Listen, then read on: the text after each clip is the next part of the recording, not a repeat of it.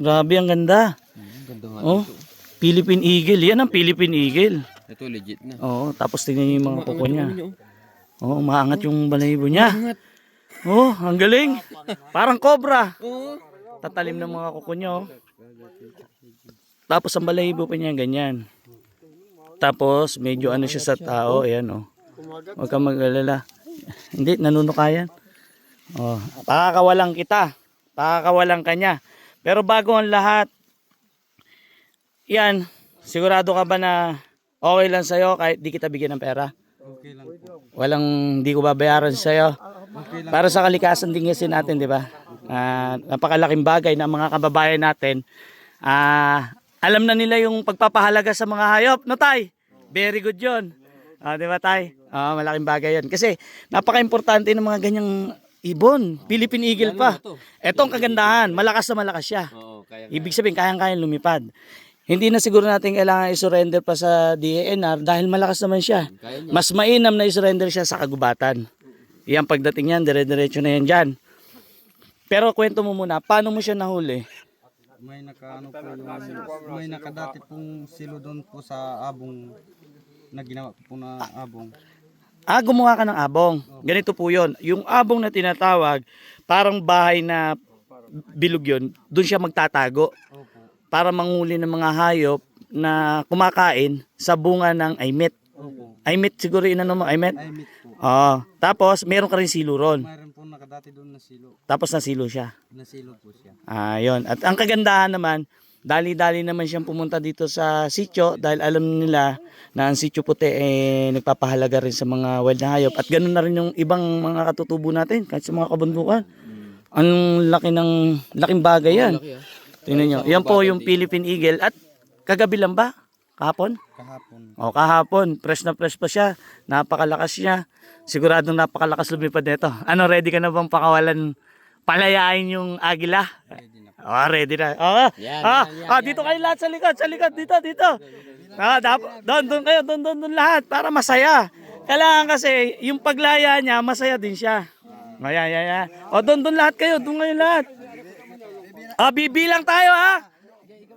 Sige pa. Hindi, ikaw tol. Para ma-experience mo kung gaano, mamaya sasabihin ko sa'yo. Para ma-experience mo kung gaano kasarap magpakawala ng wild na hayop. Yung mga importante. Dito kayo lahat sa likod. Doon kayo lahat. Bibilang tayo. Doon kayo lahat. Bibilang tayo ng 3 ha. Tapos iagis natin. Doon kayo lahat.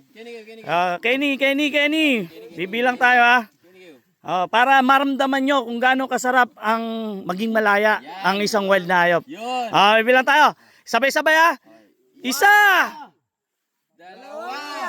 3. Ayun! Hindi. Lalayo na yan. Magpakaligaya. Ay! Paano yun? Hindi. Kunin nyo muna, kunin nyo. Hindi, basa ba yung pakpak? Basa yung pakpak. Pamunas. Hindi, pero wala siya naging diferensya nung ano siya. Okay siya. Bagay nakalipad siya, hindi lang siya nakalayo, no? Basta siguro. Nagugutom. Tingnan nyo muna kung makuha. Pero pagka, ano,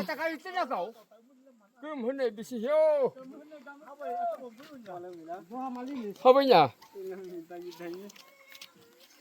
Mga bata po yung kumuha. Yung galunggong ba? napak, nanikal niya. Ano yun yung yung pakpak? Oo, nanikal. Kuha ng ano? Basahan. Pampunas. Ipalpad. natin. Oh, Tay. Tang galunggong. wag na. wag na. Diretso natin sa DNR ngayon. Yun, dali natin sa DNR ngayon. Tara. Yung mga sasama, sino sasama? Dadalhin po natin sa DNR para mapangalagaan nila. Hanapin natin si Happy doon. Ayos din na kasi isa naman dito natin stay kasi mas may alam sila doon para bago mapakawalan. Hindi makakalipad. Baka mamaya kasi pag inalagaan natin dito yan, mamaya sitayin na naman tayo. Na lang natin sa kanila. I-surrender na. Oo. Tara. Tingnan niya tol, sayang. Napakasarap pa naman sa feeling. Pero sana, may pakita pa rin natin sa taong bayan kung paano i-release ang DNR to. Basa yung pakpak.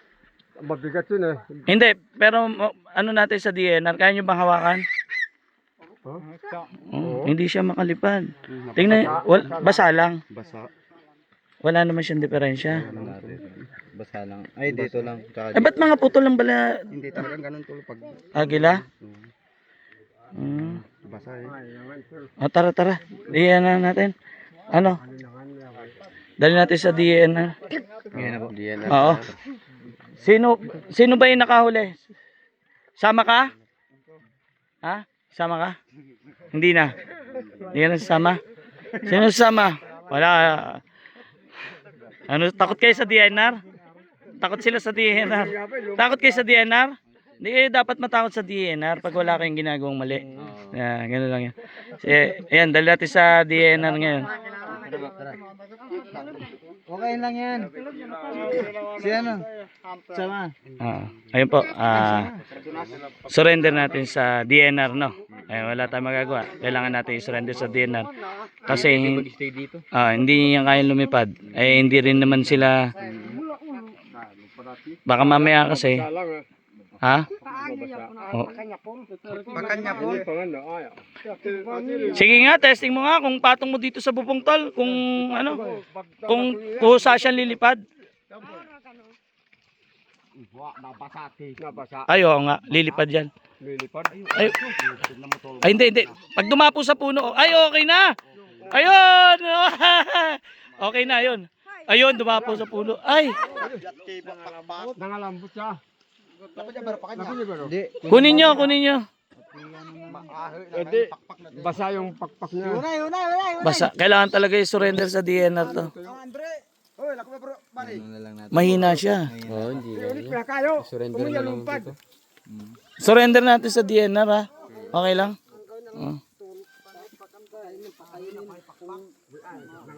Hindi pwedeng alagaan. Hindi pwede. Hindi ba? Sige. Kaya nyo ba na ano? Pakainin at palakasin muna? Palakasan dito kay Pakdo, iano sa bahay, saka pakainin ng galunggong. Isang araw lang, malakas yun. Isang araw lang. Isang araw lang pakainin. Pakainin. Oh, pagbiling galunggong. Ito, nakakina, tapi ako. May binili po kami galunggong. Sige, ganito. Pakainin muna natin. Tapos kung hanggang bukas, Hindi pa rin. hindi pa niya kaya, dali natin sa DNR. Kasi malayo rin ang DNR dito. Saka yung biyahe, baka ma-stress yung agila. Wala bang ibang magandang ano, para yung medyo makaluwag-luwag siya, hindi siya hirap, hindi masyadong maliit.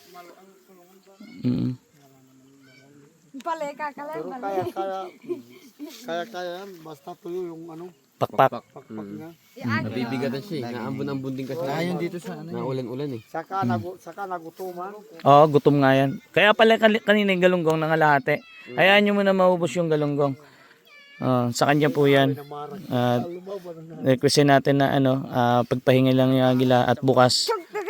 Subukan uli natin i-release.